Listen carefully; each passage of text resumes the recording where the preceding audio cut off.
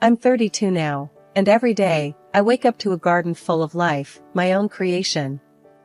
My house, a cozy little thing surrounded by blooms and greenery, was the last gift from my grandma.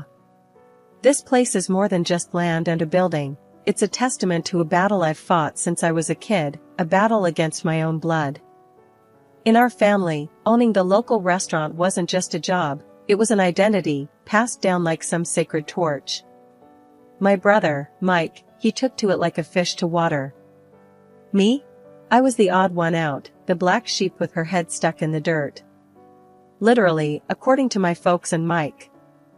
A gardener, they'd sneer, as if the word left a bad taste in their mouths. Dinner conversations were a minefield. Eva, look at ya, dirt under your nails at the dinner table. Ain't proper, Dad would grumble, his disapproval as heavy as his hand on the back of my chair. Mom would nod, her eyes darting between my hands and Mike's clean, expected ones. He's right, Eva. You're not a child anymore. It's time you started thinking about your future in the restaurant, not playing in the mud. Only Grandma got it. She was my harbor in the storm, the one person who saw the dirt under my nails, not as a sign of disobedience, but as a badge of honor. Let the girl be, she'd chime in, her voice calm but firm against the rising tide of my parents' disappointment. She's got a gift, don't you see? All this, she'd wave a hand over the garden. It's not just dirt. It's life, it's passion. Grandma was the one who introduced me to the wonders of gardening. She'd talk about plants like they were old friends, each with their own quirks and needs. We'd spend hours in her garden, a place where I felt free, understood. She even took me to flower exhibitions, where I saw the possibilities of what could be created with just soil, seeds, and love. Look at this, Eva, she'd say, pointing at a particularly stunning display. You could do this even better. You've got the eye for it, the heart. But back home, encouragement from Grandma was like a whisper drowned out by a shout. Mike and my parents saw my love for gardening as a phase, a childish hobby that I'd eventually outgrow. But I knew better. The feel of soil between my fingers, the thrill of seeing something grow from nothing, it was where I belonged. One day, as I was planting some new shrubs I'd picked out, Mike came out, leaning against the doorframe with that look of his. You really gonna do this forever? Play in the dirt like a kid? When you gonna get serious, Eva? I remember looking up at him, dirt smudged on my face, defiant.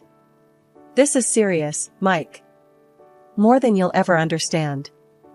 He just shook his head, the same way they all did, and went back inside, leaving me to my childish pursuits. Despite their words, their looks, I couldn't give it up. It was more than just a passion, it was a part of me. And every plant that bloomed, every patch of earth that I transformed, was a silent victory. The day I told my family I wasn't gonna join the family restaurant biz, and instead dive into landscaping, you'd think I'd announced I was moving to Mars. Mom's face went all kinds of red, like a tomato ripe for the picking. Dad's, though, he just looked like he swallowed something sour. You're doing what now?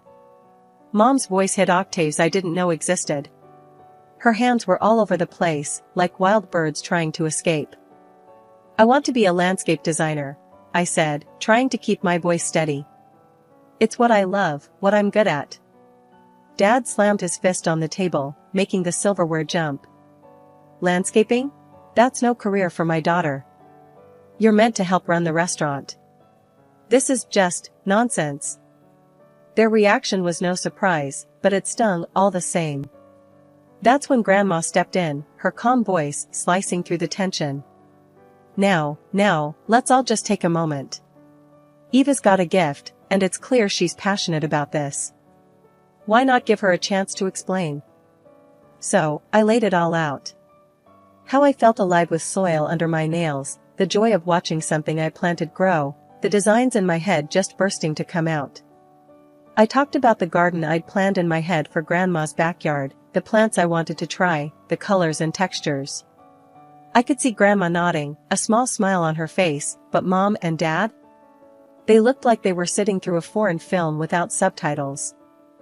In the end, Dad gave me an ultimatum. "It's the restaurant or the door," he said, voice cold as ice. That's when Grandma, bless her, took me by the hand. "She'll stay with me," she announced, and that was that. I moved in with her the very next day. Grandma's place was a haven. We spent every day in the garden, digging, planting, designing. She listened to my ideas, offered her wisdom, and together we plotted out a space that was a reflection of both our spirits. It was during one of those days, hands deep in the earth, that she said, "You know, Eva, you've got something special. Your love for this, it's going to take you places." And then, something amazing happened. Mrs. Henderson, Grandma's next-door neighbor, had been watching us work and asked if I could do something with her sorry excuse for a garden. I jumped at the chance. It was my first real project, and I poured everything I had into it. The transformation was something else. Mrs. Henderson's barren plot turned into a vibrant oasis, bursting with colors and life. She was so over the moon that she paid me $500. I couldn't believe it. My very first paycheck for doing what I loved. "I told you," Grandma said, her eyes twinkling with pride. "You're going to make a name for yourself." We decided to celebrate at the local cafe, just me and her. It was a simple gathering, but it felt like a victory party. Over coffee and cake, we planned our next big project, her garden's centerpiece. "To your first job," Grandma toasted, raising her coffee cup. "To many more," I replied, the weight of my family's expectations feeling lighter than it had in years. That night, as I lay in my old room at Grandma's, I realized something. This was just the beginning. The road ahead was uncertain, scary even, but for the first time in my life, I felt like I was exactly where I was supposed to be. Leaving for the city to dive into landscape design was like stepping onto another planet. I soaked up every bit of knowledge and beauty I could, feeling more alive than ever. Through it all, Grandma was my anchor. We'd talk for hours, whether I was back home for the holidays or just catching up over the phone. She never tired of hearing about my studies, my projects, or the new plants I was obsessing over. But as for Mom, Dad, and Mike? Radio silence. It was as if I'd vanished from their lives the moment I chose my path. Then, everything changed when Grandma passed away. It hit me like a freight train. She was my rock, my biggest supporter. After the funeral, which was the last time I saw my family, I learned that Grandma left me everything, her house, her garden, and a bit of savings. She believed in me and my dreams, even if no one else did. But that's when the storm hit.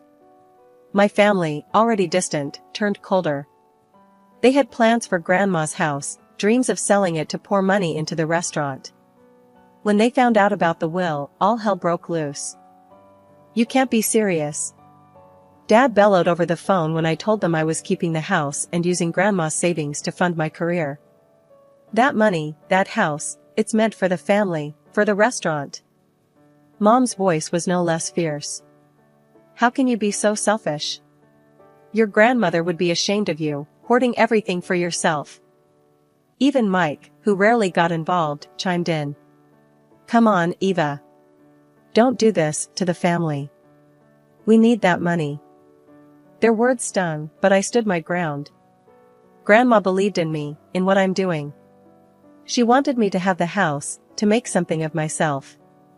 I'm honoring her wishes, whether you like it or not. The line went silent for a moment before Dad's voice cut through, colder than I'd ever heard it. "If you go through with this, don't bother calling us your family anymore. You're on your own, Eva." And just like that, the decision was made for me.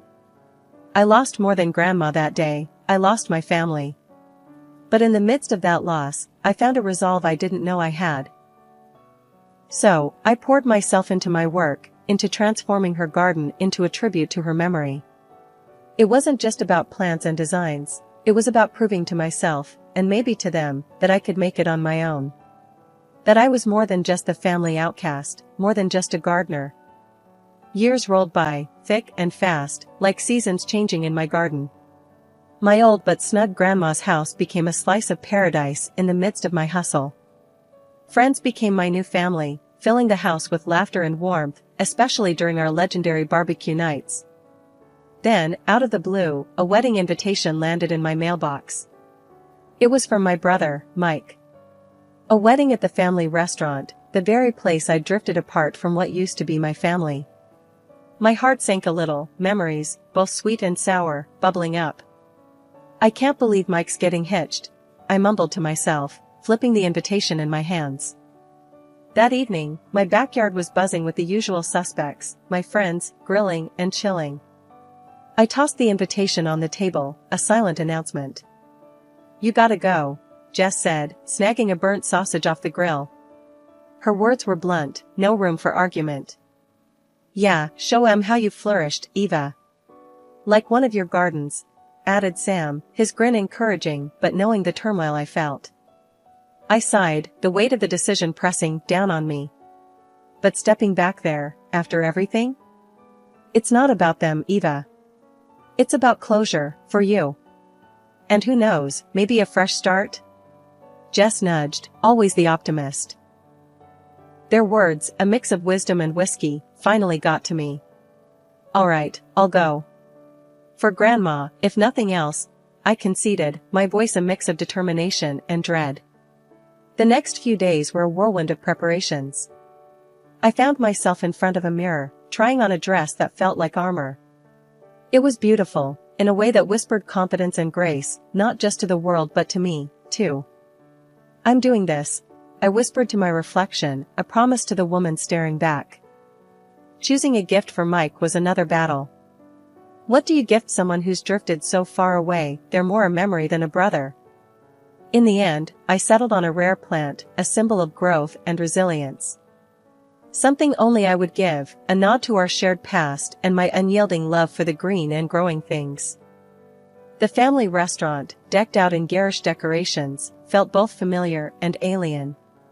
I'd hoped for a fresh start, or at least some semblance of civility. That hope shattered the moment I caught sight of my family. Mike spotted me first.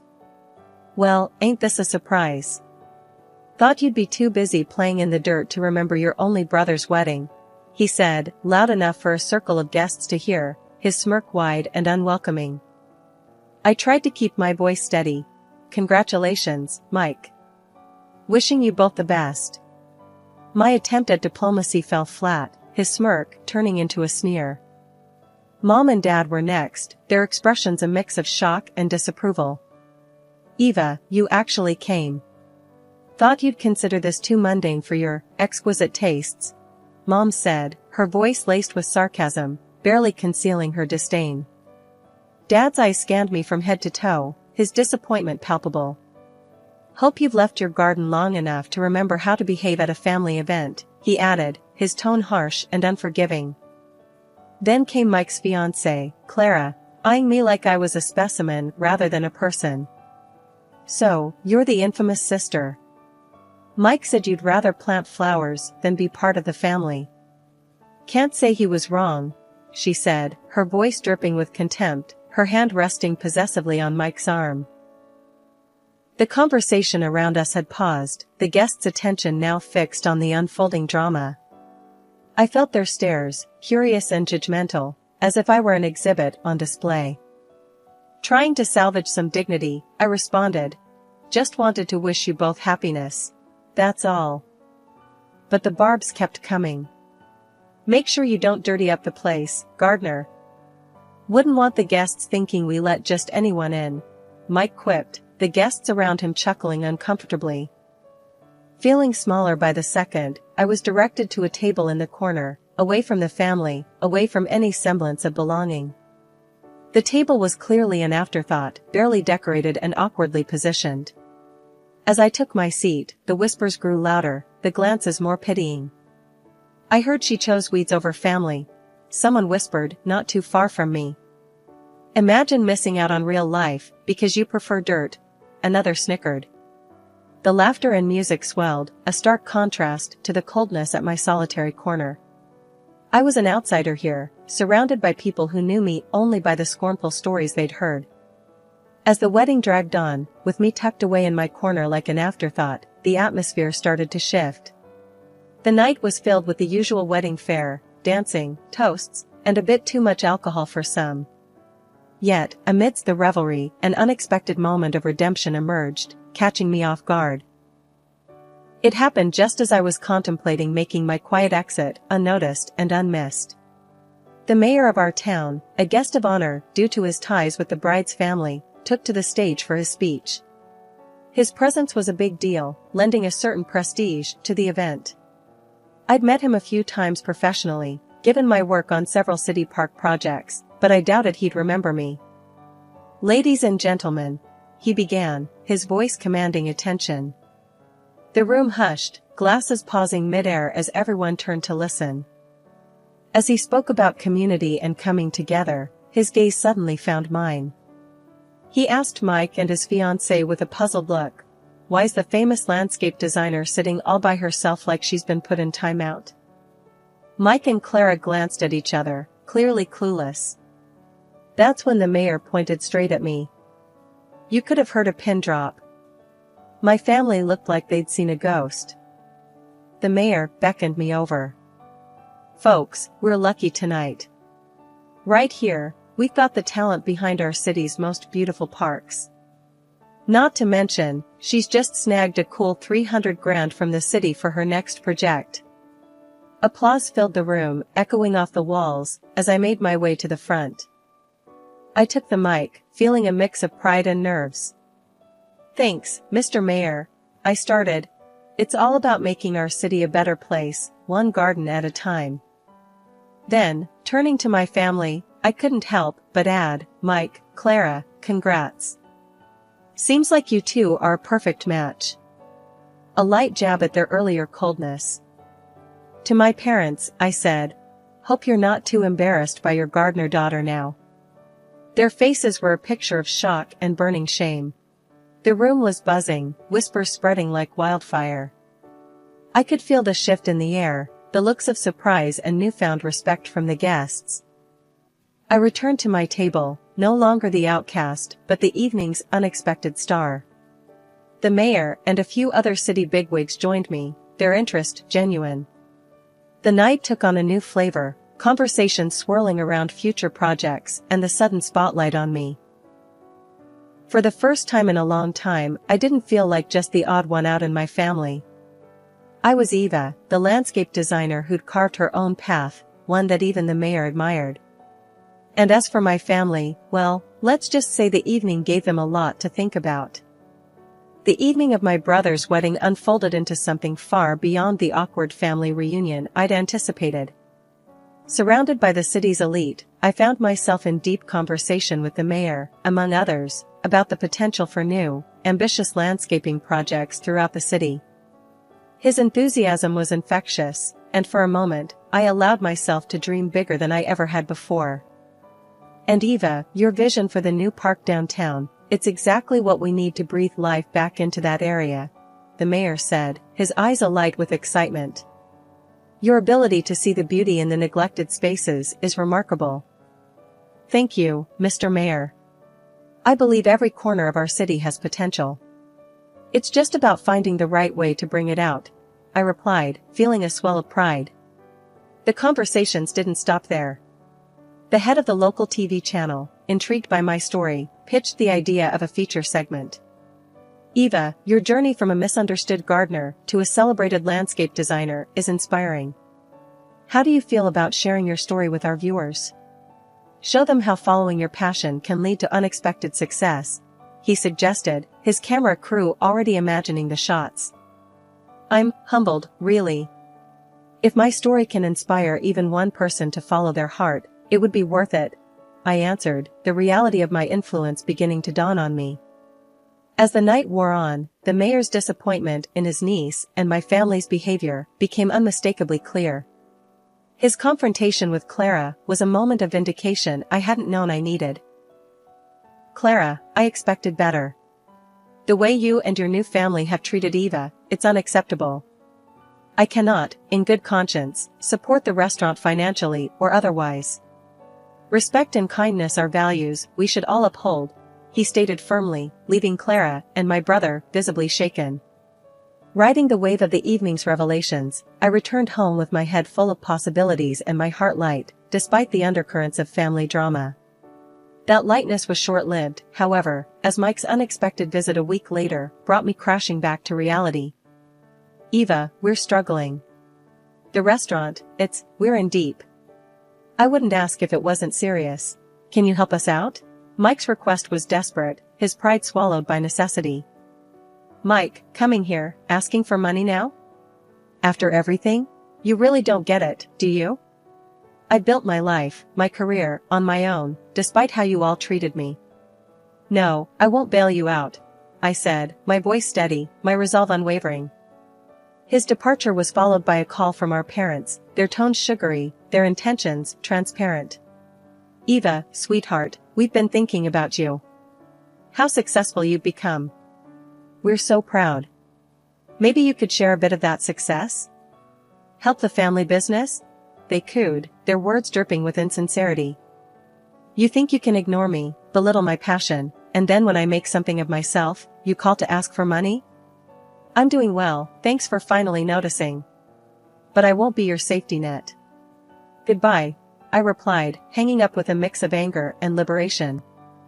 The chapter of seeking approval from those who'd never understood me was closing. Ahead lay a path filled with potential, paved by my own achievements and the respect of those who truly valued my work. Life, as they say, has a funny way of coming full circle.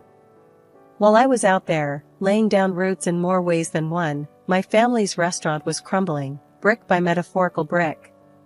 Turns out, the lavish lifestyle and the illusion of prosperity my parents and Mike were so keen on maintaining was just that, an illusion.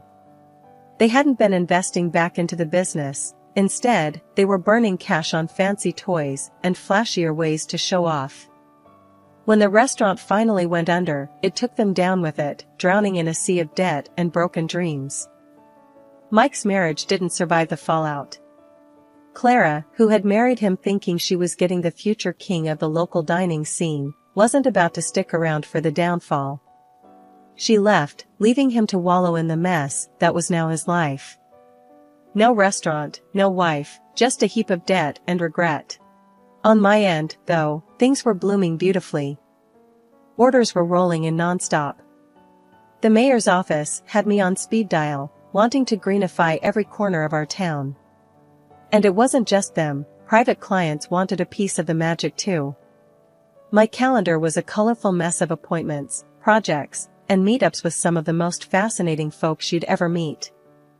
The TV spot aired, and suddenly, I wasn't just the local gardener made good, I was a story, a beacon for anyone daring to dream differently. People loved it, flooding my social media with support, sharing their own stories of chasing dreams no matter the odds. "Did you see the comments on that post?"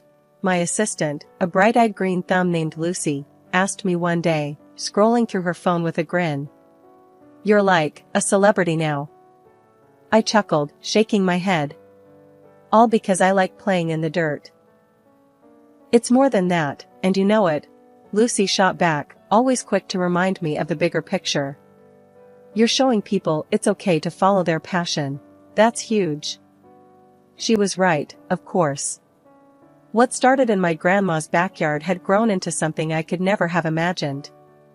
And speaking of grandma, not a day went by that I didn't think of her. Every plant I placed, every design I drafted, was a testament to her belief in me. As for my family, well, the silence between us stretched on. They were too proud, or perhaps too ashamed, to reach out after everything that had happened. I heard about their struggles through the grapevine, the same way they likely heard about my successes. One quiet evening, as I sat reviewing plans for a new community garden, a thought struck me. Despite the distance, the hurt, and the vastly different paths our lives had taken, they were still my family. Maybe it was time to bridge that gap, to offer an olive branch.